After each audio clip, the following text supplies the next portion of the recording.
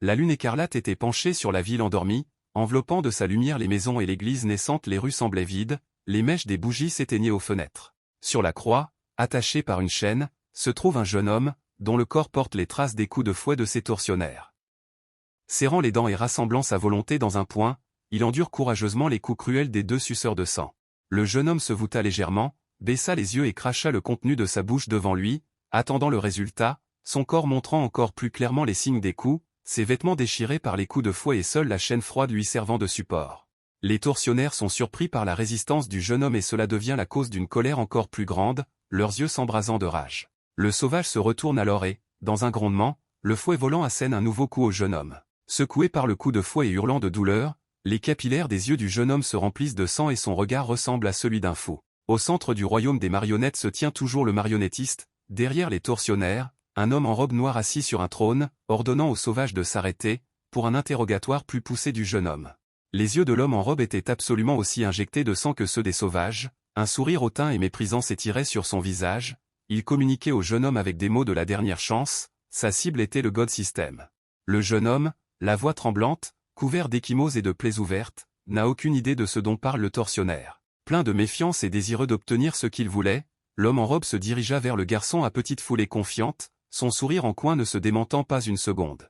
Le jeune homme épuisé n'a aucune idée de ce qui est sur le point de se produire. Les yeux fous et le sourire aux lèvres, le tortionnaire lève la main au-dessus de la tête du jeune homme, ses ongles sont noirs comme des charbons et les manches de sa robe sont ornées de motifs sanglants. Laissant sortir ses griffes, l'homme en robe les enfonce dans le corps du jeune homme, avec des mots sur tous les secrets qui se cachent dans le corps du garçon. Sur la croix, il ne restait qu'un corps épuisé qui avait cessé de lutter, les marques sanglantes du fouet et la chaîne froide qui l'encombraient. Il y a 3 jours, le sceau de la faille spatiale sous la protection du temple de la 9e étoile a été brisé. Dans le sillage de la faille, des bêtes venues d'une autre planète ont commencé à attaquer, ces monstres possédaient une puissance inimaginable. Aux 4 coins de la planète, des sirènes annoncent un danger, une vague imminente de bêtes extraterrestres, et demandent de se préparer au combat. Des spécialistes équipés d'armes avancent sur le champ de bataille, la confusion se lit sur les visages de la plupart d'entre eux, les commandants en chef crient fort et les dirigent vers la bataille.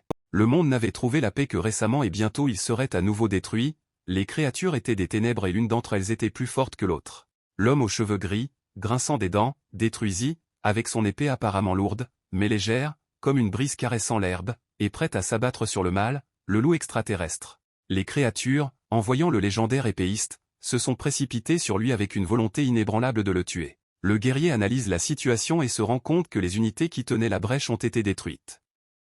Mettant toute sa foi dans sa précieuse épée et faisant appel à tout son courage, le héros décide de se battre coûte que coûte. L'homme aux cheveux gris était Zhang Yi, 18 ans, un génie éveillé de classe et s'il gardait le temple de la 9e étoile depuis l'âge de 10 ans avec son père, Zhang Feng, et était connu sous le nom de Petite Épée Sainte et son père sous celui de Grande Épée Sainte. Zhang Feng et Zhang Yi étaient d'excellents orateurs et prononçaient des discours de motivation à l'intention de leurs troupes. Ces dernières avaient une foi inébranlable en leur chef et étaient prêtes à donner leur vie pour le temple de la 9e étoile. Avant même la naissance de Zhang Yi, 12 failles cosmiques s'étaient formées autour de la Terre. L'ONU, ainsi que les planètes éveillées, fondèrent le temple des 12 étoiles afin de repousser les bêtes envahissantes dans les failles et de les sceller à jamais. Après une longue bataille, Zhang Yi, fatigué, planta son épée dans le sol et respira profondément, essayant d'absorber autant d'air que possible, décida de demander à son père ce qui se passait. Levant les yeux, Little Sinsworth vit Zhang Feng sous l'assaut de 2 énormes monstres. Zhang Yi tenta de crier à son père pour l'avertir de l'approche des tentacules géants qui ressemblaient à des pointes de lance acérées, les tentacules se déplaçaient à une vitesse inimaginable. Les tentacules s'enroulèrent autour de ses poignets et enfoncèrent impitoyablement leur extrémité pointue dans le corps du héros. Zhang Feng était abasourdi lorsque les pointes aiguisées le soulevèrent et qu'il ne sentit plus le sol sous ses pieds.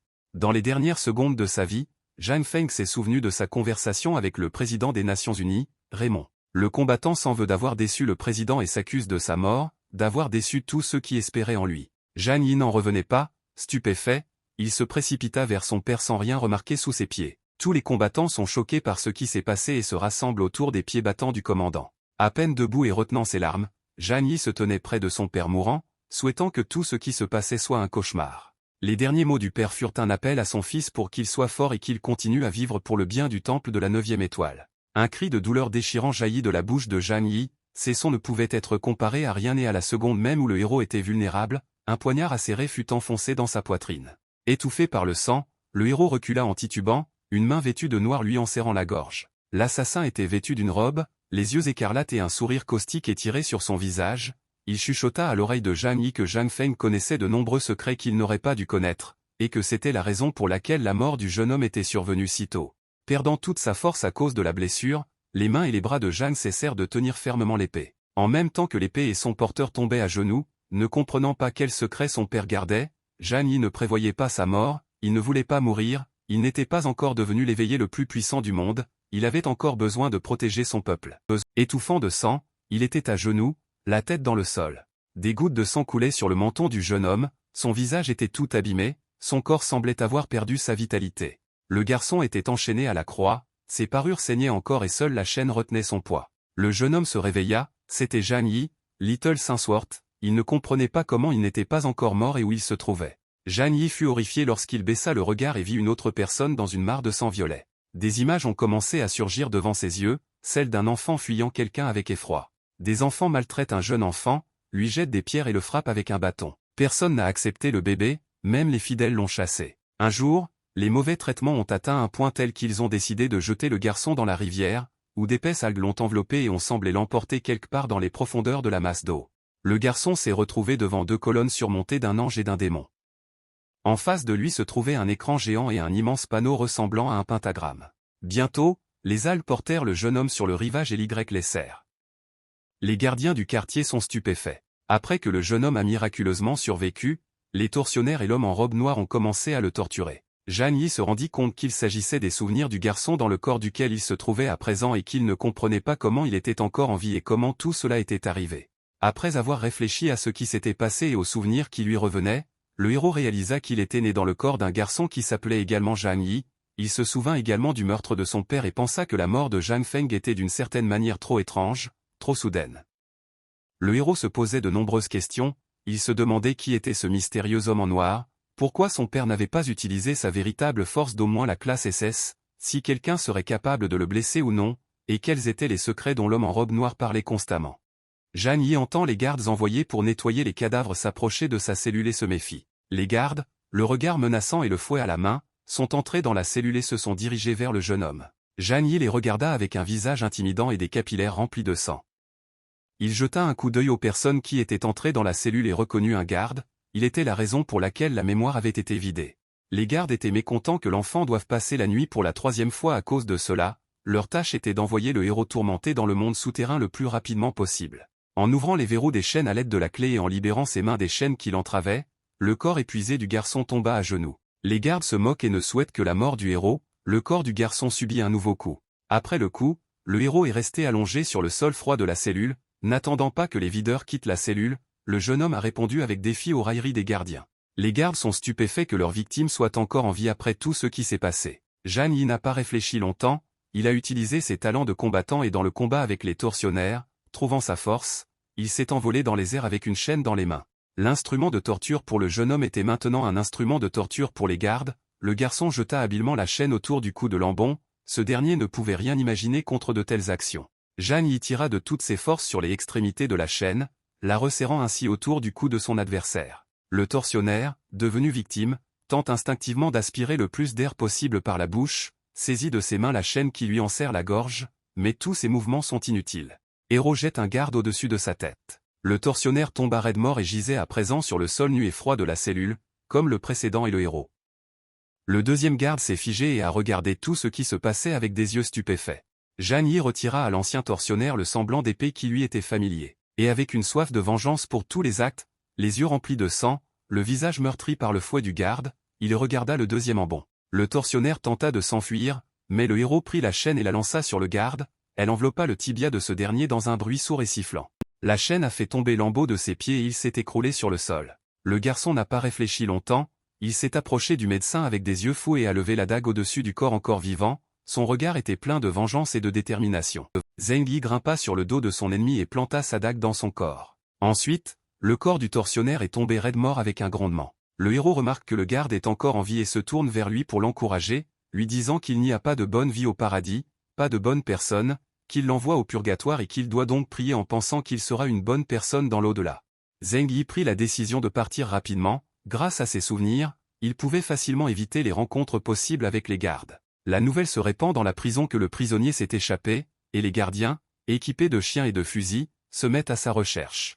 Zheng Yi s'éloigna des gardes à toute allure, ne restant que quelques mètres derrière eux, jetant de temps à autre un coup d'œil en arrière, se demandant comment la foule avait pu le rattraper aussi rapidement. Mais le héros a des projets trop grandioses, il ne peut pas se permettre d'abandonner, il veut notamment se venger de son père. Après avoir atteint la rivière, Zheng Yi décida de s'y jeter, ce qui lui permettrait d'échapper à ses poursuivants. Il ne restait du héros que des bulles à la surface de l'eau et des anneaux d'eau. La rue était toujours aussi rouge et écarlate, et la pluie qui tombait ressemblait à des aiguilles à coudre. L'homme en robe était furieux parce que ses marionnettes avaient permis au garçon de s'échapper, ses yeux flamboyants et ses dents ressemblant à un piège à ours. Frissonnant et serrant les dents de colère, le forcené lança des injures à ses subordonnés. L'homme à la cape décida de s'intéresser à la cause de la disparition, s'éleva au-dessus du sol et commença à observer attentivement depuis le ciel ce qui se passait près de la rivière. Une foule de gardes accompagnés de chiens s'entasse au bord de la falaise, apercevant le héros dans l'eau. Zheng Yi a pris la décision de se sauver, par tous les moyens, il a plongé le plus profondément possible et a commencé à ramer avec ses dernières forces. Le bras du monstre inconnu rampe dans la colonne d'eau, libère ses griffes comme un cerf-volant et tente d'attraper le héros. Le héros est stupéfait de ce qu'il voit et se met à sauter encore plus fort. Mais le jeune homme a beau essayer, la main est plus rapide, il semble qu'un peu plus et toutes les tentatives d'évasion de Zheng Yi seront vaines. À la dernière seconde, des algues étonnantes sont venues à la rescousse du héros et ont enveloppé son torse. Zheng Yi se rappela que dans ses souvenirs, c'était le même type d'algues qui l'avait sauvé. Les rubans magiques avaient éloigné le héros de ses ennemis. L'homme en robe était plus excité par ce résultat que contrarié, ses yeux s'enflammèrent et un sourire caustique s'étira sur son visage une fois de plus, il sauta dans l'eau, suivant les algues qui sauvaient le jeune homme de ses griffes. Le fou commença à s'approcher du héros, en même temps que les algues, se rapprochant du lieu d'une éventuelle bagarre. Soudain, les algues ont limité ses mouvements et enveloppé ses jambes, ses bras et sa poitrine. Sur le visage du fou se lisait un sentiment de supériorité sur les autres, d'arrogance, et il prononça la même phrase d'avertissement aux forces qui enveloppaient son corps pour qu'elles ne se surestiment pas.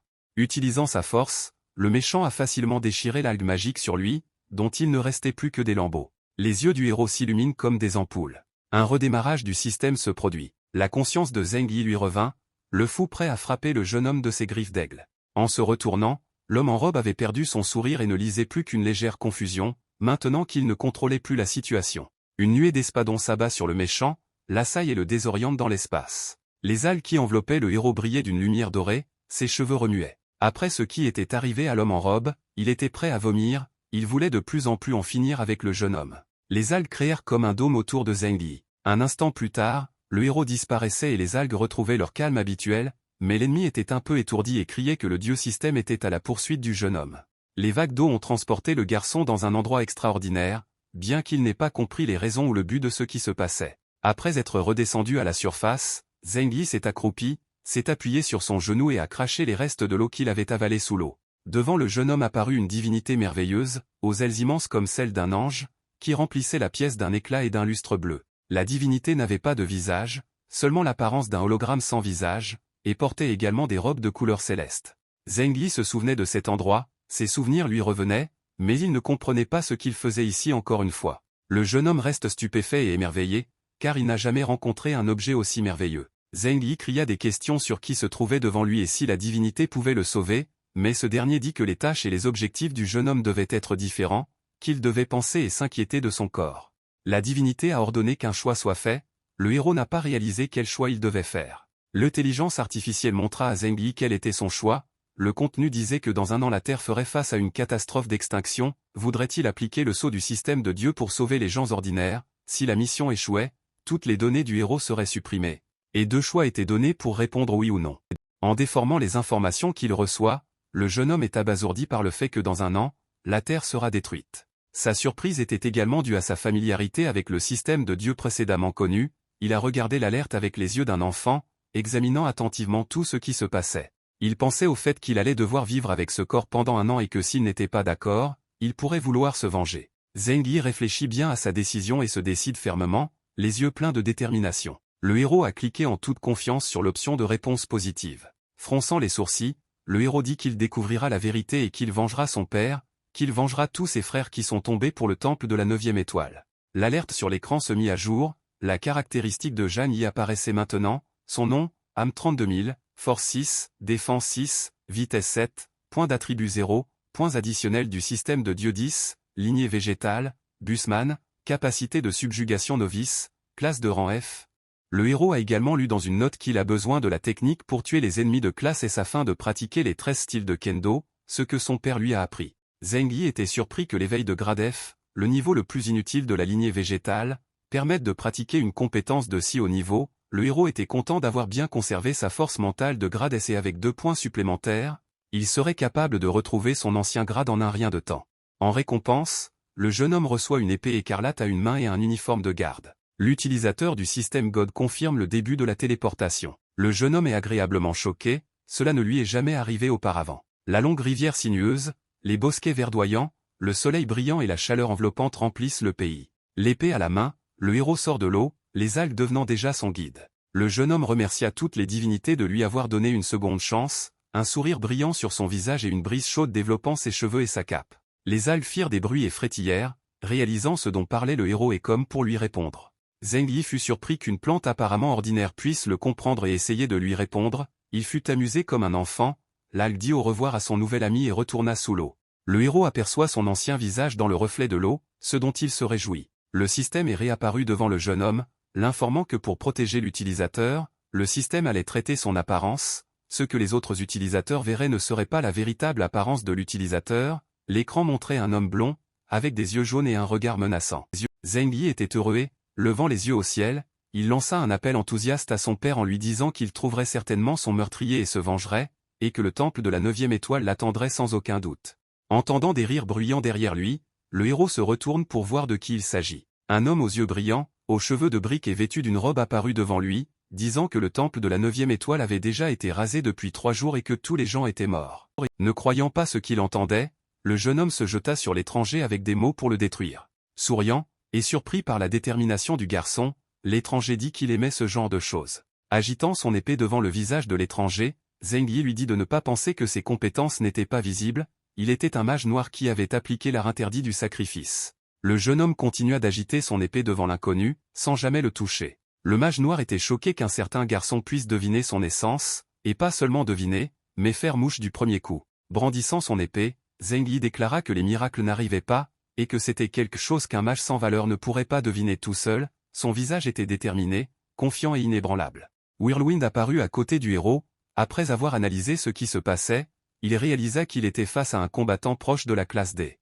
Des lambeaux de poussière noire s'élevaient près du jeune homme, l'enveloppant, mais l'épée était toujours prête à combattre. Zheng Yi fut entouré par les 3 ombres de cet inconnu, et un seau magique apparut sous ses pieds. L'étranger commença à raconter son histoire. Il avait récemment sacrifié plusieurs des capacités des éveillés, et il y a peu de temps, il avait aimé l'épée d'un jeune garçon, ainsi que le type de héros. Il disait que le garçon avait une énorme puissance mentale, et que son niveau était faible, juste la victime parfaite, et qu'en le sacrifiant, le mage pourra augmenter son niveau jusqu'à la classe D. Zheng Yi serra les dents et fronça les sourcils, regardant le présentateur avec mépris, jugement et soif de vengeance. Le mage noir, l'air affolé et le regard fou, se mit à crier qu'il n'avait plus l'intention de courir après le garçon et demanda à pouvoir secouer l'âme de celui-ci. Le fou est pris d'un désir inébranlable d'en finir, ses yeux s'illuminent d'un violet éclatant, le vent s'élevait autour de lui, des courants d'air l'enveloppent maintenant de froid et de peur. Zheng Yi avait l'impression que sa tête était déchirée par le vent pénétrant, il s'est pris la tête à 2 mains, a plissé les yeux et a poussé un cri déchirant. Devant le jeune homme apparut à nouveau l'écran du système, avec la suggestion d'appliquer 13 styles de techniques de kendo pour tuer les dieux et de faire le choix. Il était heureux que le niveau mental soit resté à la classe S et le premier des 13 styles de kendo de l'enchanteur céleste. Le héros choisit à nouveau une réponse positive. Le jeune homme s'est effondré sur le sol après avoir été maltraité. Le magicien se plaça en face de lui et lui dit de ressentir sa douleur, n'était-elle pas insupportable, insolente, et tenta de l'abrutir de toutes les manières possibles. Après avoir lancé une formule magique et rassemblé des nuages sanglants et épais au-dessus de lui, l'ennemi était prêt à diriger ses forces droit sur son adversaire. Mais Zheng Yi s'est réhabilité et est prêt à attaquer, souriant avec des yeux enthousiastes, disant que l'étranger était malchanceux, parce qu'il était tombé sur la mauvaise personne, qu'il devait aller en enfer et y expier ses péchés. Le jeune homme prononça la première technique de mise à mort des 13 styles de kendo et ordonna le repentir, et la pointe de son épée émergea juste au-dessus de la tête de son adversaire, émettant des éclairs brillants d'une teinte bleu céleste. Les yeux de l'ennemi étaient couverts de blancheur, il était manifestement confus. Le mage s'écria que la douleur augmentait avec force et devenait de plus en plus terrible, qu'il ne voyait plus rien d'autre et menaça de tuer le jeune homme en le traitant de sale gosse. Serrant les dents, fronçant les sourcils et levant son épée devant lui, Zheng Yi s'interrogea sur le fait de tuer, de savoir si l'inconnu voulait vraiment le tuer. Le corps du mage reçut un coup d'épée écrasant au niveau de la poitrine, et ce fut la fin de son jeu. Le héros, ayant habilement traité son ennemi, n'avait apparemment aucun regret et n'était rempli que de détermination. Zheng Yi se rendit compte qu'il était également sur la bonne voie. Le mage noir tomba raide mort avec une expression choquée, ses yeux toujours aussi blancs que le lait de chaux. Si le héros réussit à terminer un niveau et à éliminer un ennemi, le système lui offre des récompenses. 30 points d'attribut sont ajoutés à ses points d'attribut et 300 points d'âme sont ajoutés à ses points d'âme. Le système a conseillé au jeune homme de prendre les pilules de la fiole verte pour éviter l'empoisonnement. Le système a également indiqué que les objets pouvaient être placés dans l'inventaire de la classe F, l'espace de stockage des objets augmentant au fur et à mesure que le niveau augmentait. Avec un petit rire, le jeune homme dit qu'il s'agit d'une fonction très utile, et une pochette commence à apparaître sur l'écran du système. Zheng Yi essaya le bracelet de communication enlevé au mage, qui était presque neuf et permettait de connaître les dernières nouvelles. Le héros décida de découvrir ce que l'on savait sur le temple de la 9e étoile, car il ne pouvait pas croire à sa destruction, car la dernière fois les renforts étaient arrivés à temps. Se prenant pour un génie de l'informatique, il éteignit le capteur de suivi. Un hologramme est apparu du bracelet, disant qu'il y a 2 jours, le temple de la 9e étoile a été soudainement envahi par des êtres d'une autre planète et complètement détruit, mentionnant également que le père et le fils Zheng se sont battus jusqu'à la fin. Les guerriers tombés du temple de la 9e étoile étaient au nombre de 3932, ils ne reviendront plus à la vie, mais leur esprit héroïque sera préservé pendant des siècles. L'homme de l'hologramme a dit qu'au moment où l'information sur la 9e étoile lui était parvenue, il avait envoyé des renforts, mais qu'il était arrivé trop tard, et qu'en tant que dirigeant des 12 étoiles, il devait des excuses au peuple. Zheng Yi n'arrivait pas à croire que c'était fini, que le temple de la 9e étoile était détruit, rayé de la surface de la Terre, il était follement attristé. Le héros se souvient qu'au début de la bataille, son père a envoyé un signal de détresse à l'ONU, au siège du temple de la 12e étoile et à la 8e étoile toute proche. Quel que soit le retard des renforts, cela ne prendrait pas plus d'une demi-heure. Le jeune homme tient bon jusqu'au bout, mais des larmes coulent encore de ses yeux, il essaie de se contrôler, se demandant si le signal n'aurait pas pu être intercepté. Rassemblant ses pensées, le héros se souvint du lien et dit avec l'oncle Tiantong, le chef de la 8e étoile, après tout, il aurait dû être au courant de ce qui se passait. En rejoignant son proche parent, un sourire s'est dessiné sur le visage du jeune homme, qui a répété d'une voix enthousiaste son nom en entier, souhaitant que son oncle se souvienne bientôt de lui et l'aide à tout mettre en ordre. Mais Tiantong ne comprenait pas qui lui parlait, il ne croyait pas parce que son parent a été tué et que tout le monde le sait, mais Zheng Yi ne perdant pas espoir commença à prouver, rappelant l'histoire de son enfance. Le héros dit qu'il était la même petite épée sainte du temple de la 9e étoile. À l'âge de 10 ans il est allé pour la première fois sur le champ de bataille, puis il a été entouré par des dizaines de monstres extraterrestres et il a eu très peur, mais c'est son oncle qui. Il a rappelé que l'oncle était celui qui avait aidé le jeune homme à cacher le secret à son père pour lui permettre de participer à la 2e bataille. Après avoir dit cela, l'oncle a finalement reconnu son neveu et a été très surpris. Il a dit qu'il avait vu le corps du jeune homme mort et ne pouvait pas comprendre comment cela s'était produit alors qu'ils étaient en train de parler. Zheng Yi promit qu'il raconterait tout plus tard, mais pour l'instant il devait se renseigner sur le temple de la 9e étoile et y pénétrer pour enquêter sur l'affaire. Son oncle répondit que le temple avait été scellé par ordre de l'empereur et que personne ne pouvait y pénétrer. Le héros précisa quelques points supplémentaires sur ce qui avait empêché le scellement des failles et si les troupes de Tiantong avaient reçu un signal de détresse. L'oncle répondit qu'ils étaient partis dès qu'ils avaient reçu le signal, mais à mi-chemin du Putti, ils rencontrèrent les bêtes avec un chef. En entendant les nouvelles et les détails de la situation, le héros hésita. Tiantong demanda à son neveu s'il était blessé, le héros répondit que non, que seule la note avait baissé, mais son oncle n'arrivait toujours pas à croire qu'il parlait à un homme autrefois mort, il ne croyait donc pas encore totalement le jeune homme, il lui dit de ne pas aller où que ce soit, il enverrait quelqu'un le chercher. Zheng Yi remercia son parent pour sa sollicitude.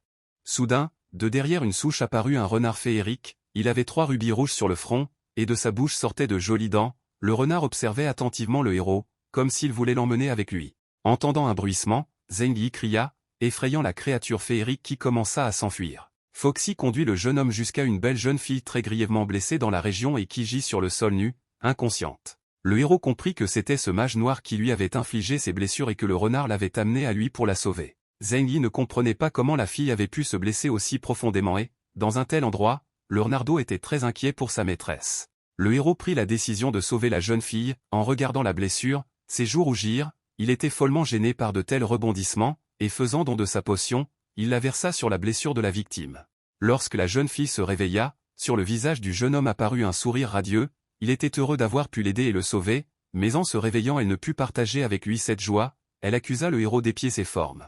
La paume délicate de la jeune femme passa sur le visage de Zheng Yi et l'informa que ce voleur était un complice du magicien noir et qu'elle ne le laisserait pas commettre de mauvaises actions de son vivant. Le héros s'allongea sur le sol, abasourdi par une telle tournure, car il n'avait rien fait de tel et tenta de le dire, mais la jeune fille, debout et menaçante avec son doigt, continua à jurer. La jeune femme ne cessait de jurer et menaçait de mettre le jeune homme en pièces, tandis que le renardeau, couché sur le dos en riant et se tenant le nombril avec ses pattes, gloussait avec 2 tourtereaux.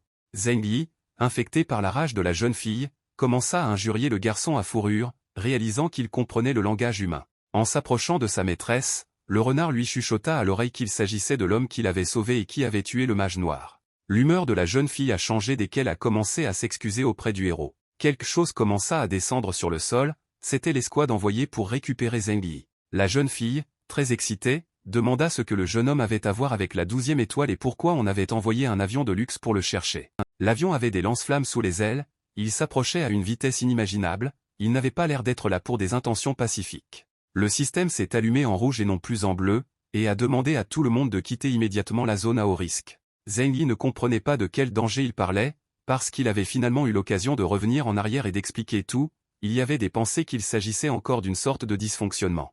Zheng Yi était heureux et excité à l'idée de pouvoir enfin se venger de tous les malfaiteurs et de réaliser ses rêves. Le héros se mit à sauter de haut en bas et à agiter les bras pour que l'avion le remarque rapidement et l'emporte avec lui, lui aussi envahi par une joie enfantine. Devant le jeune homme apparaît à nouveau une alerte indiquant que sa vie est en danger et lui demandant de se mettre à l'abri.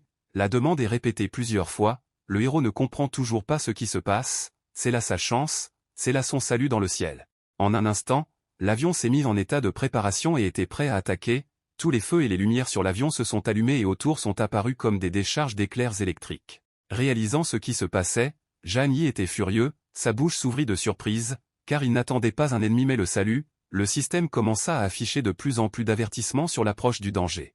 Saisissant la jeune fille pour la sauver, le héros sauta sur le côté pour éviter d'être touché par l'ennemi, et ils volèrent vers le bas dans une étreinte. L'avion libéra de son point de départ 1 milliard d'ondes électriques qui se rassemblèrent pour attaquer le jeune homme. L'engin d'attaque a percuté la falaise rocheuse avec sa plus puissante onde de choc électrique, ce qui a séparé le couple. La fille et le garçon ont volé vers le sol en poussant des cris. Le pilote de l'avion s'est montré enthousiaste, déclarant que c'était la première fois qu'il frappait un humain avec un canon laser et qu'il avait beaucoup de plaisir à le faire, car auparavant, seules les créatures extraterrestres avaient un tel honneur.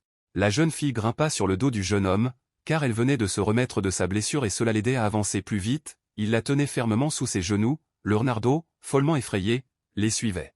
La nouvelle connaissance de Zheng Yi se demandait comment cela s'était passé, car il disait qu'ils étaient venus pour l'emmener, pas pour le détruire, et lui disait de la laisser partir, car elle pouvait s'échapper. Le héros répondait qu'il ne comprenait rien lui-même, mais lui demandait d'attendre et de se taire, car c'était évident, après avoir perdu du sang, elle ne pouvait plus bouger correctement et s'il la laissait partir, elle mourrait ici, ce qu'il ne pouvait pas permettre. Le héros a essayé de comprendre pourquoi la seule personne en qui il pouvait avoir confiance envoyait des gens pour tuer. La jeune fille a demandé au jeune homme de courir plus vite s'il n'allait pas laisser passer celle-là, et elle avait un plan. Zheng Yi décida qu'il était temps d'utiliser les points d'agilité immédiatement. Le système affichait 7 points de vitesse. Le héros est devenu considérablement urco et hésitant à se déplacer, derrière lui seulement et a réussi à faire de l'ombre, et sous lui est resté un ruban violet brillant. Le pilote n'a pas cessé de laisser des trous à cause des tirs du canon laser. Le militaire qui l'attaque est surpris par la rapidité avec laquelle il prend de la vitesse et plaisante en disant qu'il s'agit d'un monstre. L'avion s'est lancé à la poursuite de ceux qui le fuyaient, sans jamais cesser de tirer au canon, mais sans jamais toucher personne. La jeune fille demanda au renard extraordinaire, qu'elle appela Sandaogang, de les aider à s'enfuir grâce à ses talents. Le renard, sans trop se poser de questions, obéit à la demande de son ami, s'éleva dans les airs, derrière lui apparurent des lambeaux de décharges électriques ressemblant à des ailes faites de rayons de soleil, replia ses pattes, les pierres de son front changèrent également, elles ressemblaient maintenant à 3 langues de feu flamboyantes. Au bout d'une seconde, Sandaogang s'acharne et libère le gaz qui remplit l'espace de sa paroisse. Le renard avait des capacités de dédoublement, si bien qu'au lieu d'un jeune homme, d'une jeune fille et d'une bête, il y en avait maintenant 2 de plus. L'avion se déplace à une vitesse extraordinaire, ne laissant aucune chance de rattraper les fuyards. Le pilote était fou de rage, il ne se rendait pas compte de qui se trouvait devant lui, pourquoi il courait plus vite alors qu'il volait à une vitesse presque maximale, ni même s'ils étaient humains. Le pilote était fou de rage face aux ruses des victimes, il hurlait de rage, ses mains s'enfonçaient dans le volant et il appuyait sans relâche sur l'accélérateur. La jeune fille s'accroche fermement au jeune homme, elle est follement effrayée par les coups de canon, la terre entière gronde et rebondit sous les pieds du héros. Le soleil brûlant, le ciel clair et calme, les cimes vertes et bruissantes des arbres, comme si rien de grave ne s'était produit dans le monde. Avec une expression étonnée sur le visage, la jeune fille demanda au jeune homme haletant, après un jogging athlétique, qui c'était, pourquoi il le poursuivait et essayait de le tuer, et de quelle étoile ces gens étaient. Le renard s'accroupit près d'un tas de rochers et essaya de reprendre son souffle. Dans les pensées de Zhang Yi, il y avait des souvenirs d'une enfance heureuse et d'un oncle attentionné, la seule personne qui partageait ses secrets, le soutenait, lui enseignait, la seule personne à qui il pouvait confier tout ce qui se passait dans sa vie, mais le jeune homme l'avait perdu aussi, il n'y avait pas de visage sur le héros, et le ressentiment et l'amertume gisaient sur son cœur. Se rendant compte que son nouvel ami traversait une période très difficile de sa vie et qu'il était extrêmement contrarié par ce qui s'était passé et par le changement de ses projets, la jeune fille entreprit de s'occuper de lui, se faisant appeler sa petite sœur, et le petit renard céda à sa maîtresse. Mais ne voulant pas impliquer les autres dans ses propres problèmes, Zhang Yi refusa de s'occuper de la jolie fille et de la bête, il dit qu'il se débrouillerait et qu'elle devrait prendre soin d'elle, il demanda que leurs routes se séparent dès que possible, car la connaissance avait déjà l'antidote et était sauvée à ce moment-là. Il dit aussi qu'il voulait rapidement entrer dans la faille dans le ciel, devenir plus fort et se venger de tous les contrevenants. La belle était très en colère à cause du refus du jeune homme, elle demanda au renard s'il l'avait refusé et comment il avait osé, mais le renard répondit qu'elle ne jurait pas, car son sauveur était déjà parti, elle fut surprise par la rapidité du combattant de classe F seulement, et se souvint qu'elle n'avait même pas eu le temps d'apprendre le nom du héros. Une semaine plus tard, le soleil est sorti de derrière les basses montagnes, a illuminé la terre de ses rayons, les rayons du soleil levant ont réveillé les feuilles des arbres, les bourgeons ont fleuri, soufflé, la brise a créé un bruissement agréable à l'oreille des feuilles des buissons. La cité de l'Ouate, de vieux murs de briques dans la rue, des balcons aux finitions soignées, les ruelles étaient très calmes, les fenêtres reflétaient les rayons du soleil qui tentaient de pénétrer dans les pièces, l'entrée de la cité était accessible, il n'y avait même pas de garde, un tel environnement était à la fois effrayant, mais en même temps, il attirait par son mystère et ses belles constructions d'artisans habiles. Zhang Yi s'assit à la table et mangea du riz avec des figurines de poissons, ses joues bougeant encore joliment tandis qu'il mâchait sa nourriture. Dans le dos du héros se trouvaient 3 hommes discutant de questions urgentes. L'homme au masque en forme de bandage frappa du poing sur la table et s'adressa à l'homme au bandeau et à la cape blanche en disant que cela faisait 3 jours et que leur chef n'était toujours pas revenu, que demain était la date limite pour entrer dans la faille étoilée du 12e temple. L'homme à qui l'on s'adresse répond, en portant sa tasse à la bouche, que leur chef aurait dû revenir et être ici hier, mais qu'il a été convoqué par le jeune maître et que l'on dit qu'un mage important du groupe a été tué et que personne ne sait qui il a pu rencontrer.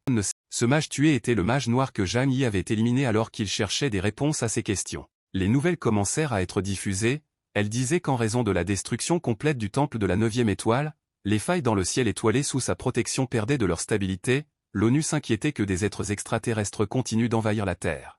Pour toutes ces raisons et celles déjà connues, l'empereur va convoquer une réunion spéciale qui se tiendra à l'extérieur du temple de la 9e étoile. Un homme portant un sweat à capuche et un tissu couvrant son cou, son menton, sa bouche, son nez et ses joues a dit que les gars de la 9e étoile étaient si ineptes parce qu'ils ne pouvaient pas arrêter les pilleurs de petites bêtes et a demandé au gars assis à côté de lui qui était la grande et la petite épée sacrée. Il a répondu que la réputation est toujours un petit prix à payer, c'est une réputation que les gens qui ont été en haut lieu pendant longtemps et qui ont raté leur richesse ont. Un 3e homme intervint dans la conversation et, répondant à la question sur la grande et la petite épée, dit que ce n'étaient que 2 crevettes qui n'avaient ni la force ni la capacité de se dresser quand il le fallait et qui auraient dû abdiquer depuis longtemps, qu'il était dommage qu'elles aient pu causer des ennuis à la terre par leur mort.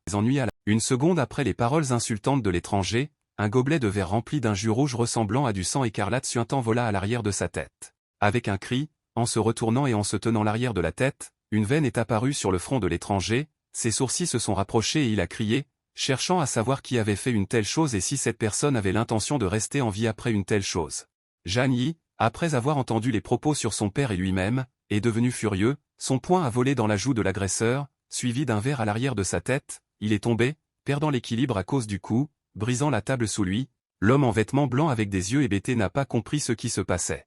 Le héros était fou de rage, se massant la main avec son autre main, il avait enfin un agresseur qu'il pouvait traiter à la seconde même et n'essayait même pas de se calmer. Les amis de l'homme, qui avaient reçu pour son langage, commencèrent à crier en pointant du doigt le jeune homme, qui il était et comment osait-il faire une telle chose, s'il savait au moins sur quel territoire il se trouvait. Furieux, et protégeant le temple de la 9e étoile, Zhang Yi prononça que tous les contrevenants du temple de la 9e étoile seraient des cadavres et commença à réciter des mots de technique. L'épée du héros apparut au-dessus de l'homme en blanc, avec la même technique que le jeune homme avait utilisée pour achever une connaissance des 3 hommes, le mage noir, les yeux de l'homme devinrent blancs, il était déchiré de douleur, le bout tranchant de l'épée flamboyait et émettait des étincelles enflammées. Le 3e homme masqué tenta d'attaquer Zhang Yi en douce, armé d'un poignard. Mais sa tentative est vaine, le jeune homme est beaucoup plus rapide, et il désarme facilement et rapidement le méchant homme, en même temps qu'il le désarme lui-même. La première victime a essayé de lui parler, il lui a demandé ce qu'il lui avait fait, s'il avait entendu parler de la catastrophe et s'il savait de qui il s'agissait. Mais Zhang Yi ne se souciait pas de savoir à qui appartenait ce peuple, à qui appartenait ce territoire, il disait que tous ceux qui étaient blessés maintenant avaient insulté la 9e étoile, insulté les héros qui s'étaient battus pour ces terres, et il ajoutait que personne dans cette salle ne méritait de vivre dans ce monde. Mais l'homme d'en face répondit avec un sourire en coin que le temple de la 9e étoile n'existait plus et que le garçon se moquait bien de ce qu'il disait à ce sujet. Fixant follement son épée, le garçon répondit qu'il se trompait, car la 9e étoile était toujours avec eux.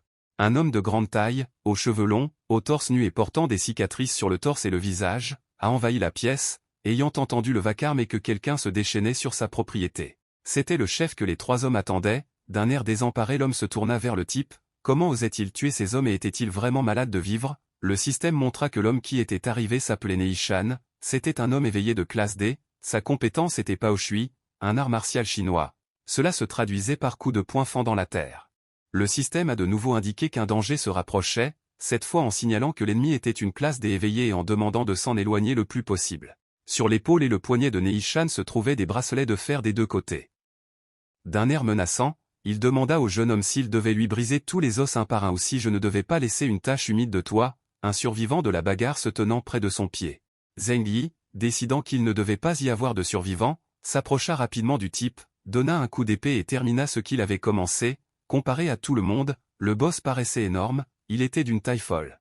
Shan s'enflamma de rage, ses yeux s'illuminèrent d'un feu rouge, il était stupéfait de l'audace du héros, comment osait-il tuer son homme sous son nez? Tentant de frapper, Zhang Yi lança une mixture au contenu enivrant vers le géant, des vapeurs d'air cyclique de couleur violette se formèrent autour de la bouteille. Neishan écarquilla les yeux, des gouttes de sueur coulèrent de son visage, il avait reconnu cette bouteille, c'était le poison du mage noir. En tourbillonnant dans l'air, le poison a créé un nuage de radiation à travers lequel il était difficile de voir quoi que ce soit et dangereux de passer. Le géant comprit que le petit garçon était d'une manière ou d'une autre lié à la mort du mage noir, il devait capturer le fuyard et obtenir la récompense pour son fils. En s'éloignant de l'escarmouche rêvée, le héros a découvert un autre inconvénient du rang inférieur, à savoir qu'il faut beaucoup courir, et il a continué à se casser la tête. De l'arrière, on entendit des mots disant que le garçon ne serait pas autorisé à vivre quelques jours de plus et qu'il devait renoncer à essayer de s'enfuir et abandonner. Le héros se rendit compte qu'il avait été rattrapé. Neishan frappa avec son énorme poing, de la taille d'un énorme rocher,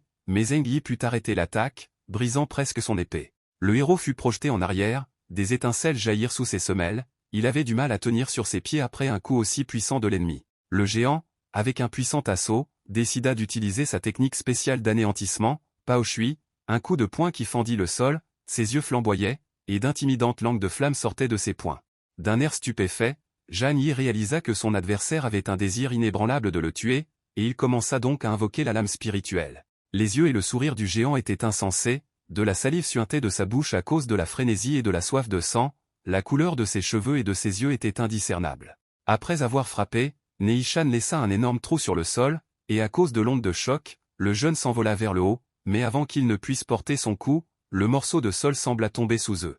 Le héros s'est rendu compte que la lame ne pouvait pas aider à réduire les dégâts de la classe des éveillés et qu'elle n'était bonne que pour la classe E. Après avoir volé sur quelques mètres, le jeune homme atterrit face au sol, essayant de s'arc-bouter au moins un peu avec ses mains, car l'impact était incroyablement fort. Le géant s'élança à nouveau sur le héros, mais avec une envie renouvelée de frapper, en constatant que l'attaque mentale du garçon avait presque fonctionné, le sol tremblant à chacun de ses pas. De nulle part, un tourbillon de danse hivernale entoura le géant et entrava ses mouvements. Le héros se rend compte que son sauveur l'a suivi après tout, et qu'il lui offre une occasion de remporter la victoire. Stupéfait par l'issue des événements, Neishan marchait maintenant comme un bloc de glace, il pouvait être comparé à une statue de géant de glace. Profitant de la situation, Zhang Yi élimina facilement son adversaire d'un coup d'épée. Neishan, qui semblait si énorme et invincible, a été désarmé et tué par un garçon de la classe F. Pour avoir réussi à tuer un adversaire de 2 classes supérieures, Zhang Yi recevait 100 points d'attribut, ainsi que 30 points d'attribut supplémentaires. La jeune fille sourit et taquine le jeune homme qui ne veut pas venir avec eux et s'enfuit en pensant qu'il est si capable, et si elle n'était pas apparue à temps, il aurait déjà été un cadavre. Zhang Yi, ne reconnaissant pas que c'était grâce à son aide qu'il avait pu vaincre l'ennemi, répondit que si elle n'était pas venue, il se serait enfui lui-même. La jeune fille lui conseilla de ne pas être grossier, car elle avait juste agi honnêtement, parce qu'il l'avait sauvée, et qu'elle l'avait sauvée en remerciement. Le héros ne regrettait pas d'avoir dû investir tous ses points d'agilité, car c'était grâce à elle qu'il avait pu vaincre le géant. La jeune fille eut enfin l'occasion de demander le nom du héros et, se demandant pourquoi il les avait abandonnés, elle et Leonardo, et s'était enfui seul, le jeune homme répondit qu'il s'appelait Zhang Yi et qu'il ne s'agissait pas d'une fuite mais d'une inquiétude, car il pensait qu'elle serait en danger si elle le suivait. La belle fille sourit et répondit que sa sœur avait vu plus que cela et se présenta, elle s'appelait Bingbing, et le renard le plus mignon du monde s'appelait Sandaogang. Temple de la 12e étoile, un grand nombre de guerriers se tenaient dans la salle, docilement alignés face au commandant, dans le dos de ce dernier se trouvaient 2 épées croisées. Le commandant regarda son hologramme, son visage avait 2 bandes rouges symétriques qui s'étendaient de ses oreilles au coin de ses yeux, ses sourcils ressemblaient aux grandes ailes d'un oiseau, son visage semblait généralement assez grossier, et dit tristement, quelle perte de temps, puisque dans les dernières secondes de sa vie, Neishan avait demandé à son chef de le venger, son homme était mort des mains d'un combattant de classe F, pourquoi venger de tels bas-fonds et faibles? Derrière le commandant se tenaient des hommes, dont l'un était grisonnant, vieux et très malléable, ressemblant à une autre marionnette du commandant en chef, tandis que celui qui se tenait à côté de lui ressemblait à un disciple de l'homme aux cheveux gris. Le vieil homme aux cheveux gris demanda ce qui était arrivé à Neishan, et le commandant répondit qu'ils n'étaient pas les mêmes perdants que le mage noir. Le garçon qui se tenait derrière l'homme aux cheveux gris avec un sourire en coin répondit qu'ils n'étaient pas les mêmes perdants.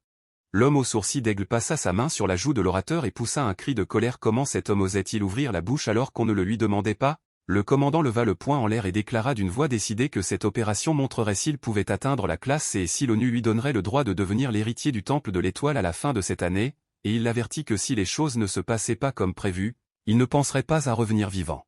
2 hommes armés sont rassemblés à l'entrée de la brèche, l'entrée brille d'une lumière bleue et de toutes les nuances des profondeurs marines, illuminant de ses rayons les latitudes proches. Les combattants entrent, un par un, tous comme une copie. Le commandant en chef se tient à proximité et s'assure que tout le monde entre un par un et que le flot ne s'égare pas. Le commandant a également donné des ordres et a dit que si quelque chose arrivait au navire de Neishan en 2 jours, son assassin détournerait sûrement le navire, et dès qu'on le découvrirait, il faudrait l'abattre et le ramener, qu'il soit vivant ou mort, mais le ramener. L'avion, équipé de missiles et de divers équipements, a volé dans le vent froid et les tourbillons de neige. Zhang Yi la pilotait, assis au volant de l'énorme voiture. Il réfléchissait à la provenance de Bingbing et du Leonardo, il réfléchissait aussi au fait qu'il était poursuivi maintenant, c'était dangereux près de lui et il réalisait peu à peu que le temple de la 12e étoile se trouvait derrière Neishan, il ne pouvait pas faire entièrement confiance à ses nouvelles connaissances. 3 heures plus tôt, le jeune homme avait trouvé dans les poches du géant mort un laissez-passer spécial pour le temple de l'étoile et un panneau de commande de vaisseau. Il ne se doutait pas que le géant avait de telles choses dans ses poches, mais il avait eu de la chance. Bingbing appela le héros et lui expliqua que pour des raisons de sécurité, le temple de la 12e étoile, ainsi que l'ONU pour éviter la panique, avait caché 2 failles dans le ciel et que seules les personnes ayant réussi le test recevaient ce laissez-passer trouvé chez Neishan, donc ce n'était pas si facile. Donc, après le récit de la jeune fille, il était clair que le géant avait ses hommes dans le temple de la 12e étoile. Bingbing a demandé en riant pourquoi son ami avait caché la carte, de peur qu'elle ne la vole. Il a répondu assez brutalement qu'il en savait moins et qu'il dormait donc mieux. La jeune fille désemparée prononça la phrase selon laquelle le nom de sa nouvelle connaissance était le même que celui de l'homme qui venait de mourir au combat. Bingbing était très contrarié, Zhang Yi se méfiait de ce genre de paroles, car cette personne pourrait être lui-même, alors il se demanda une fois de plus qui elle était. Au bout d'une seconde, la jeune fille dit avec enthousiasme qu'avec l'apparition du laissez-passer du jeune homme, on pouvait dire qu'elle l'avait aussi et proposa d'aller dans la faille, au temple de la 12e étoile, pour combattre les monstres ensemble et devenir plus forts. Le héros se tenait silencieux et à propos de quelque chose d'éternellement réfléchi. Prenant une pause confiante avec le renard, il dit d'une voix et d'une manière appropriée que demain était le dernier jour pour entrer dans la brèche cette année, et qu'il discuterait plus tard des mesures à prendre, et qu'il était maintenant temps de partir. En regardant autour d'elle, la jeune fille aperçoit l'homme qui tente à nouveau de s'éloigner d'elle. Avec un visage hautain, taquinant la clé avec Bingbing, Zhang Yi a appuyé sur le bouton et a souri. Le vaisseau 067 commença à s'approcher de la jeune fille et du renard, son moteur émettant des éclairs bleus. Bingbing sursaute et crie haut et fort qu'un vaisseau des étoiles s'approche d'eux, elle est déjà prête à se déchaîner. Mais lorsque le bateau s'est arrêté, que la vitre s'est ouverte et que Zhang Yi est apparu, la jeune fille enthousiaste était heureuse de le voir, pas le méchant, et elle était prête à sauter dans la voiture et à partir. Bingbing était horrifiée et déçue, elle ne pouvait pas croire que le héros les abandonnerait à nouveau. Le navire tourne et s'élève dans les airs, se perdant dans les nuages et ne laissant derrière lui que des traînées bleues. Au bout d'un moment, le bateau s'est retrouvé dans un endroit différent, plein de neige, de montagnes froides, de tourbillons de neige et de neige volant dans le visage. Les responsables ont détecté sur les localisateurs le navire du Temple des 12 étoiles appartenant à Neishan. Ils ont vérifié les propos du maître selon lesquels l'assassin avait détourné le navire. Essayant d'éviter la punition du capitaine pour avoir manqué le héros de classe F, et désireux d'obtenir la récompense pour la tâche accomplie, les pilotes ont décidé que la meilleure option serait de le tuer maintenant, sans appeler l'escouade, parce qu'alors, voir l'escouade, le copilote a été stupéfait lorsqu'il a réalisé ce que son partenaire de pilotage préparait, il voulait utiliser un canon léger. Avec un sourire en coin, sans penser aux conséquences et sans remarquer le visage effrayé de son ami, le pilote a répondu que personne ne remarquerait comment l'ennemi a été neutralisé, parce que la tâche serait accomplie, tout serait parfait, il serait loué pour avoir agi rapidement et courageusement. Cette fois, le copilote, un peu calmé, croyant en son ami, a accepté des actions aussi décisives et dangereuses. Prenant le navire en ligne de mire, les pilotes ont pointé le canon droit sur lui et ont commencé à le charger, d'abord 1%, puis un deuxième et ainsi de suite jusqu'à 100, jusqu'à la pleine charge. L'avion fonce à toute allure sur le bâtiment du quartier général de l'escouade des étoiles et s'y écrase de plein fouet. Un enchevêtrement de grondements, de poussière, de cris aigus, d'éclairs d'un écarlate aveuglant, l'avion fonce sur le bâtiment, on n'entend plus que le craquement de la coque, le cliquetis du fer. Au sol, d'une grande hauteur ont commencé à tomber des parties du corps du bâtiment, des parties de l'avion, la neige blanche était constellée de pièces du constructeur et des craquements se faisaient entendre, accrochés aux cheveux des parties du navire. Le coupable d'une telle vision était Zhang Yi, qui volait sur ce vaisseau, mais en partant avant, il pourrait se rendre à la faille cette heure-là. Le héros était surpris que l'ancien chef de l'escouade des étoiles, il s'attendait à ce que l'homme que tout le monde appelle maître lui tende une embuscade, autour de cette zone. Les guerriers ont investigué le vaisseau, pour la présence de la cause, pour la présence des vivants ou des morts, bien et peut-être quelque chose d'intéressant, peut-être que ce sont des monstres d'une autre planète qui ont décidé de mettre des bâtons dans les roues. Les militaires sont venus faire un rapport au commandant sur l'arrêt, et on dit que sur le site du crash, après un examen approfondi du vaisseau, aucun reste humain n'a été trouvé. Le commandant répond que l'énergie du canon à lumière donne une chaleur de dizaines de milliers de degrés, tout est brûlé, sans compter quelques pièces d'un alliage spécial. Il ordonne de prendre une photo et d'écrire dans le rapport que la mission a été accomplie avec succès, même l'homme avec le vaisseau est complètement détruit. Le vaisseau, pris de panique, un subordonné a couru vers le commandant en chef et lui dit qu'il venait de recevoir un rapport selon lequel quelqu'un avait pénétré dans la brèche sur un col. Le commandant répondit avec colère qu'il avait raison de paniquer, car les brèches sont ouvertes régulièrement, pour les éveiller, chaque année avec une licence du gouvernement, et le second subordonné soutint le commandant en chef et dit que si les gens entrent et exterminent les créatures de bas niveau à l'extérieur du sceau, cela stabilise d'abord le sceau, et développe ensuite les forces de défense de la Terre. Les hommes continuèrent leur dialogue, le jeune homme effrayé demanda sur quel navire l'homme était venu, ce n'était que récemment qu'un navire était arrivé, le commandant répondit, bien sûr, sur celui qui était arrivé il y a quelques jours. Les hommes furent arrachés à leur mauvais raisonnement par un navire flottant dans le ciel. À l'intérieur du navire se trouvait Bing Bing et son petit renard à fourrure, habillé en homme et rassemblant ses cheveux sous son képi. Elle suivait Zhang Yi, jubilant que son plan pour lui échapper échouerait une fois de plus. La bête s'asseyait enthousiaste, ébouriffant sa queue blanche. La fille s'est adressée au pilote, leur ordonnant de lui donner le volant et de partir tranquillement, et qu'il ne devait pas oublier qui était son père, et qu'en cas d'incident, ils auraient des ennuis. Les pilotes ont sursauté de peur, la chair de poule leur a parcouru la peau, leurs cheveux se sont hérissés et leurs yeux ont ressemblé à des cercles dessinés avec une circulaire. Ils ont crié d'une seule voix qu'ils étaient prêts à donner le volant à madame. Les hommes sur le champ de bataille étaient entourés d'une nuée de monstres extraterrestres. Il n'y avait pas de fin en vue, ils se jetaient sur les gens avec le désir de les déchiqueter en petits morceaux. Il y avait des humanoïdes, des monstres araignées et des monstres panthères, qui non seulement étaient observés, l'obscurité, mais les guerres se tenaient obstinément contre eux. Le maître, écrasant facilement un monstre après l'autre, les yeux fermés d'un voile blanc, son poing écrasant la tête de ses adversaires, ses cheveux se développant à cause de la vitesse des coups et de la puissance. Sur le visage de l'homme, il n'y avait que de l'excitation, le désir de tuer. Il semblait que même les monstres avaient peur de lui, car il était impitoyable et follement cruel. Des étincelles brûlaient et s'éteignaient autour. Il attrapa le monstre par le semblant d'une main et le tira vers lui. Le poing du commandant a frappé la mâchoire du monstre avec une force écrasante, ses yeux étaient pleins de frénésie, son sourire brillait, son cœur palpitait, se remplissait de sang et vibrait de la saturation de tuer. La tête du monstre s'est presque envolée de l'autre côté du sol. Un jeune homme s'approche de lui et l'informe que le mage Kali a annoncé que la zone de recherche a été réduite à 1 kilomètre et que l'emplacement exact sera révélé dans quelques jours. Respirant des vapeurs de sang, le commandant en chef n'est pas très heureux de cette nouvelle. Il répondit que 5 jours s'étaient écoulés et que la position de l'homme n'avait pas été établie. quelle bande d'ordures, et pourquoi lui, après avoir dépensé tant d'argent et d'efforts pour les former, était si souvent déçu? Le messager demanda si l'homme avait remarqué qu'il y avait moins de monstres cette année que l'année dernière. Regardant l'homme avec un étonnement interrogateur, le maître pensa, et en effet c'était le cas, le premier jour était normal, et le jour suivant il y avait tant. Effet moins de monstres.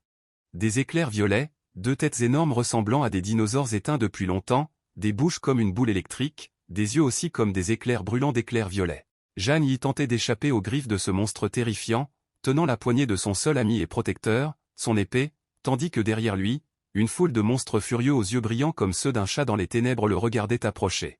Le héros se retrouva dans une impasse, sous ses pieds s'étendait une falaise, mais il réussit à s'arrêter à temps, ne laissant pas au monstre une chance de se débarrasser de lui si facilement. Monstre, aussi la situation n'était qu'à l'avantage, derrière le monstre, ressemblant à un dinosaure, des éclairs brûlants, s'élevant, et son rugissement se répandit dans tout le quartier, attirant d'autres monstres.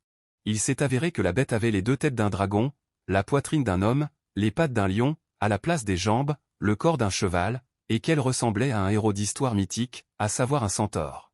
S'appuyant sur sa jambe, le héros se tenait fermement à côté de la falaise, le monstre le regardait d'un air intimidant, d'autres monstres se profilaient derrière lui, et une multitude d'éclairs volaient autour du centaure. Mais, quoi qu'il en soit, tout s'est déroulé selon le plan du héros, la falaise était un piège pour les monstres, il le leur a avoué pour qu'il n'ait aucun endroit où fuir. Les monstres ne sont pas des créatures stupides et comprennent le langage humain, ils ont donc été choqués par ce retournement de situation. Jeanne y a parlé aux monstres, il leur a dit qu'en 5 jours ils étaient trop nombreux, il a tué des centaines de créatures en chemin et a pu gagner le niveau de classe E, il a si bien réussi que même ses points d'âme ont augmenté, il était donc temps de se lancer dans la deuxième des 13 styles de Kendo God Killing Technique. Maintenant les points d'âme du héros sont 35 200, force 253, défense 120, vitesse 147, les points d'attributs gagnés sont 0, points supplémentaires du système de Dieu 0, plante de sang, buscraft, capacité de subjugation, novice, classe E, éveillé suprême. Déterminé et fonçant vers l'avant, il se jette dans la mêlée avec des cris intimidants, il est temps de faire une dernière tentative. Sautant, le combattant s'éleva dans les airs, son corps paraissait très imposant, sur ses bras étaient visibles des muscles magnifiquement marqués, son corps se souvenait des batailles, et comme s'il ne se souvenait que d'elles, le gars blessa assez adroitement et profondément, fatalement, le monstre en lui entaillant le ventre. Le monstre n'eut même pas le temps de le toucher, il crissèrent de l'épée du héros. Ayant gagné en détermination et voyant devant lui un objectif facilement à sa portée, il est prêt à mettre en œuvre ses nouveaux pouvoirs, acquis au prix d'un travail acharné et d'efforts incommensurables. Appliquant une nouvelle attaque, l'épée commença à hacher tout le monde, il était impossible de compter, de voir les coups, il était même impossible d'imaginer comment on pouvait se déplacer aussi vite, la force n'était pas humaine. Les monstres continuèrent d'attaquer sans reculer d'un pas, un énorme monstre avec des dents comme un tigre à dents de sabre, des bracelets de fer sur les bras jusqu'aux coudes, et des jambes comme des tentacules avec des pointes, se dirigea vers le jeune homme. D'autres monstres pouvaient être vus derrière, une chauve-souris, avec des os tranchants, un buffle avec une dague. Il n'y avait pas une seule goutte de peur dans les yeux du héros, son visage était rempli d'une importance sévère, de grandeur, de fierté d'être capable de survivre à toutes les tortures du destin et de les surmonter. Il levait son épée devant lui et était prêt à attaquer l'ennemi, disant de goûter à ses 253 points de force. Frappant avec son fidèle ami, le héros porta un coup écrasant aux créatures qui s'approchaient de lui et qui commencèrent à descendre vers le sol en poussant des cris stridents. Voyant ce qui arrivait aux frères, les monstres tentèrent de fuir, ayant compris et accepté que ce n'était certainement pas avec cet homme qu'ils sortiraient vivants de leur combat, alors ils reculèrent tous, la peur au ventre et abasourdis. Mais Jeanne Yi n'allait pas les laisser partir vivants, ni maintenant, ni plus tard. Il avait soif de vengeance pour son peuple, il était prêt à tuer tous les délinquants de son pays, il l'avait promis, ses yeux étaient vitreux et confiants. Le héros utilisa la technique de l'épée spirituelle, détruisant les monstres qui couraient et essayaient de lui échapper, il ne s'en sortirait certainement pas sans perte, ils avaient fait trop de choses, détruit trop de vies et fait de mauvaises choses, leur mort n'était donc que pour le bien. L'énorme monstre centaure était furieux, il rugissait en tapant bruyamment du pied, ses abdominaux se tendaient et il se cabrait comme un vrai cheval à l'affût. Ses mâchoires s'ouvraient comme s'il voulait déchiqueter sa proie et il projetait tout autour de lui un tas d'éclairs électriques, des éclairs de foudre, preuve de sa rage débridée, incontrôlable. Jeanne y dit qu'il lui reste la dernière fiole de mage noir et qu'il doit l'utiliser pour affronter le monstre géant de classe D. Pour ce faire, il doit gagner le plus de force possible. Le héros s'est empressé de verser le contenu de la bouteille sur lui-même. Les yeux de la bête ne cessaient de brûler de rage, elle était impatiente de venger ses compagnons d'armes, mais le héros, avalant les dernières gouttes, sentait la force et la puissance couler dans ses veines, et il était prêt à mettre fin à ce combat prolongé. Zhang Yi s'élança adroitement à côté du monstre, et avec son épée balaya sa poitrine. C'était une technique de croix fatale, laissant une blessure profonde, après laquelle la survie était problématique. Un sourire joyeux éclairait le visage du héros après chacune de ses victoires. Le monstre tomba au sol avec un grondement audible dans toute la banlieue proche. Le héros attendait un coup de pouce du système, il ne pouvait pas être pavé, il s'est rendu compte que ce n'était pas si simple. En se retournant, le jeune homme aperçoit une énorme boule électrique qui s'apprête à le frapper. Il s'avère que le monstre n'a pas été complètement tué, mais qu'il a fait semblant de l'être. Zhang Yi réagit rapidement, se levant. S'il avait attendu ne serait-ce que quelques secondes, il n'y aurait plus rien à sa place. Après le coup de la bête, une autre fosse électrifiée était peinte sur le sol après le coup du monstre. Le monstre était plein de force et n'allait pas reculer, il était prêt à lâcher une autre boule de décharge, il rugissait vicieusement sur tout le quartier. Zhang Yi ne réfléchit pas longtemps, il fallait agir avant le prochain coup de l'adversaire, il asséna donc un coup d'épée écrasant sur la bête, l'affaire était définitivement réglée. Le système notifie que le héros a enfin réussi à obtenir le niveau D, le jeune homme expire. Le héros était heureux d'avoir pu réaliser ce qu'il voulait, il ne restait plus beaucoup de temps et il devait donc travailler plus dur. De plus, le système indiquait qu'en tuant un adversaire de classe D cette fois-ci, le héros obtenait 200 points d'attribut et 100 points supplémentaires. Zhang Yi entendit le rugissement sauvage d'un troupeau entier de monstres sur sa main gauche. Le mage aux cheveux gris et ses disciples sont venus informer le commandant de la situation, disant qu'ils avaient essayé, mais qu'ils n'avaient trouvé que l'emplacement approximatif, que le courant d'énergie souterrain avait apparemment de la vie et qu'il s'écoulait constamment, de sorte qu'il était impossible de faire un calcul. Le commandant en chef a insulté tout le monde en les traitant d'ordures et a dit pourquoi on lui avait dit le contraire auparavant, il a donné 2 jours de plus, si on ne les trouvait pas dans le délai imparti, il pourrait rester ici pour toujours, avec un sourire en coin. Le vieil homme ne pouvait pas le croire, car il se rendait compte que c'était tout simplement impossible et qu'ils avaient fait tout ce qu'ils pouvaient. Un troupeau de bêtes enflammées se dirigeait vers le commandant et son escouade, menés par 3 chefs de classe D, c'était comme si quelqu'un les avait tous convoqués. Le jeune homme qui se tenait derrière le commandant en chef commença à paniquer, il n'était manifestement pas prêt à voir un tel assaut, non pas qu'il se battrait et gagnerait, son chef n'était manifestement pas satisfait, car à chaque fois il était convaincu de la lâcheté de ses subordonnés. Zhang Yi combattait calmement les monstres de son unité, mais à un moment donné, ils commencèrent tous à partir dans une certaine direction. Le héros ne comprenait pas ce qui les attirait, mais décida de les suivre. Soudain, d'énormes monstres surgirent de nulle part, on pouvait voir qu'il s'agissait certainement d'un grand rang, l'homme aux cheveux gris dit à tout le monde de s'écarter du chemin, il n'y avait plus de peur dans ses yeux. Le commandant, décidant que c'était son combat, rassembla son énergie en un point et s'apprêta à la libérer sur la bête géante, qui hurla comme une sirène de feu inextinguible. Leur combat fut accompagné d'éclairs lumineux, frappant le monstre, l'homme le mutila, pensant que c'était son coup qui avait tué la bête. Mais dès que le commandant en chef s'est retourné, il a vu le jeune homme dont le monstre était mort après tout. C'était Zhang Yi, après que les monstres se soient dirigés vers l'inconnu, il les a suivis, et pour ne pas rater de telles occasions de gagner des points, le héros a décidé d'intervenir dans le combat et de tuer réellement l'ennemi, il était heureux de ce retournement de situation. Le système se mit à jour, montrant que l'ennemi avait été vaincu avec succès, il s'agissait d'un chef de classe D de haut niveau, une récompense de plus 80 points d'attribut et 50 points supplémentaires avait été reçue. Le commandant se retourna et regarda le jeune homme, il était furieux, il ne comprenait pas comment quelqu'un avait osé lui voler sa proie, ses dents étaient serrées par la colère et des veines saillaient sur son front.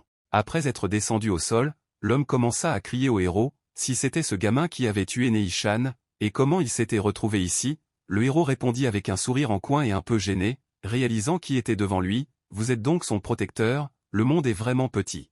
Yi Bingbing rejoint enfin Zhang Yi, elle est heureuse de se retrouver, elle regarde avec fierté l'altercation entre les deux hommes, elle est elle-même difficile à distinguer de l'homme, son déguisement est parfait, elle a mis ses cheveux sous sa casquette et se promène en tenue masculine. La jeune fille rayonnait même de bonheur, et le renard était heureux pour la maîtresse, enfin, et ne rechignait pas non plus à retrouver une ancienne amie, la dame ayant quelque chose d'un détective avec cette coiffe. Les combattants commencèrent à être encerclés par les monstres une fois de plus, les leaders de la classe D n'étaient plus que 2. Soudain, une lumière s'est mise à briller à travers le sol. Le commandant a immédiatement compris que le tombeau qu'il cherchait depuis si longtemps se trouvait juste en dessous d'eux. En poussant un grand cri, le commandant en chef ordonne d'en finir avec tous les étrangers. Dès que d'autres rayons traversaient le sol, à cette heure-là, toutes les bêtes prenaient feu et, brûlant vives, elles hurlaient, gémissaient et rugissaient en poussant des cris de douleur déchirants. La faille s'agrandit de plus en plus et, au bout d'un moment, la terre se fendit complètement. Tout le monde tombait quelque part dans les failles, la fille tenait fermement le renardeau, comme si elle voulait attraper le héros par la main. Tout le monde a volé sur la pierre dure, ceux qui ont atterri en douceur, ceux qui ont atterri face contre terre, ceux qui ont atterri sur leurs pieds. L'homme aux cheveux gris tremblait de peur, des larmes semblaient lui monter aux yeux, il s'accrocha à son cœur et demanda ce qu'était cet endroit et d'où venait le palais dans la faille. Sur le trône était assis un homme enflammé qui illuminait tout ce qui l'entourait de ses flammes. Le commandant, comme s'il montrait son vrai visage, et fou de rage, se mit à rire bruyamment et s'honora d'avoir enfin réussi à le retrouver, lui, le dernier roi du pays des tempêtes, qui fut le premier éveillé du monde. Alors que tout le monde regardait avec excitation l'homme en flammes et le commandant hurlant, Jeanne y réfléchissait et était contrariée car l'endroit où ils étaient tombés était le dôme du palais et maintenant la brèche était refermée. Le pays des tempêtes est situé dans l'hémisphère sud, il a été le premier endroit sur Terre à être envahi par des êtres extraterrestres. La rumeur dit que le pays des tempêtes a perdu la foi en lui-même et a sombré dans le désespoir lorsque beaucoup de ses habitants ont été tués par les griffes des bêtes. Le roi buvait tous les jours pour endormir la douleur et a oublié son peuple, mais après s'être réveillé et avoir obtenu le grada, il a commencé à se repentir, il a essayé de convaincre les citoyens restants d'entrer en résistance, mais la grandeur passée n'a pas pu être retrouvée. Bing Bing demanda au vieil homme s'il était vrai que l'homme en flammes sur le trône était le dernier roi du pays des tempêtes, et s'il n'avait pas été détruit par la mystérieuse magie noire. Le vieil homme, le visage effrayé, répondit que non, son âme éveillée avait été embrassée par les flammes, pas son corps, et qu'il n'était plus qu'un mort-vivant sans esprit. C'était le plan du maître, soumettre l'homme en feu et en faire une marionnette, son visage était fou, sa bouche était étirée jusqu'aux oreilles, il disait joyeusement que pendant des siècles un grand nombre d'hommes puissants avaient essayé de trouver les trésors du pays des tempêtes, mais ils avaient échoué et aujourd'hui il l'avait fait. Maintenant tous les trésors du pays lui appartenaient à lui seul, alors il a ordonné à ses marionnettes de tuer tous les hommes dans la salle. Jeanne y ordonna à tout le monde de se mettre en alerte, ils étaient prêts à attaquer, seule Bing Bing était très inquiète pour son ami. Même pas une minute plus tard, l'eau recouvrait le sol et mes pieds commençaient à claquer. La jeune fille se rendit compte qu'il ne s'agissait pas d'eau mais de vin et qu'il était possible qu'il se trouve ici. Elle sentit un arôme très fort et, en le reniflant, on pouvait sentir une énorme quantité d'énergie circuler dans le vin. Les hommes ont immédiatement commencé à renifler avec enthousiasme, à admirer l'odeur, à laper avec leur langue, ils sont devenus fous, ils étaient comme des chats sous l'effet de la valériane. Aux côtés de ces marionnettes, le commandant en chef est une fois de plus convaincu de l'inutilité de ses combattants, et ne comprend pas comment on peut appeler cela la guerre du temple de l'étoile, chacun étant fou de vin. Le système informe Zhengli que ce vin est le Tianzi Smile, perdu depuis longtemps, qu'il est composé de 72 matériaux rares, qu'il contient une énergie puissante, qu'il agit comme un aphrodisiaque, qu'il est également complet, qu'il améliore les qualités physiques et qu'une fois bu, on entre dans un état de fanatisme, qu'il ne faut pas boire plus de 3 gorgées à la fois. Les hommes sont devenus fous avec ce vin, tout le monde a déliré, le héros est resté assis à essayer de faire face à l'envie folle de boire et de rejoindre les autres. Il décida de ne boire que 3 gorgées et, d'un air coupable, il porta à ses lèvres le vin qu'il avait recueilli dans sa paume. En buvant, il rougit immédiatement, avec délice, le jeu des saveurs et les effets des ingrédients secrets du vin, il est fort probable que la dégustation ne s'arrête pas à 3 gorgées, le système l'informa que D avait atteint le niveau de qualité intermédiaire. La jeune fille, effrayée, se rend compte que le fromage gratuit ne se trouve que dans une souricière et se contente pour l'instant de regarder les hommes devenir fous. Un homme est devenu fou et a crié qu'il avait atteint le niveau D et qu'il voulait tuer tous ceux qui le mépriseraient. Une seconde plus tard, sa tête a été saisie par le sommet du crâne et pressée si fort qu'un liquide rouge s'en est écoulé. C'est le commandant en chef qui a interrompu les moments de joie, il a jeté l'homme dans le mur d'une main et a ordonné de ne laisser personne en vie, de tuer tout le monde. Mais l'ennemi n'a pas grand-chose à faire, les hommes commencent à se battre entre eux, perdant complètement la tête.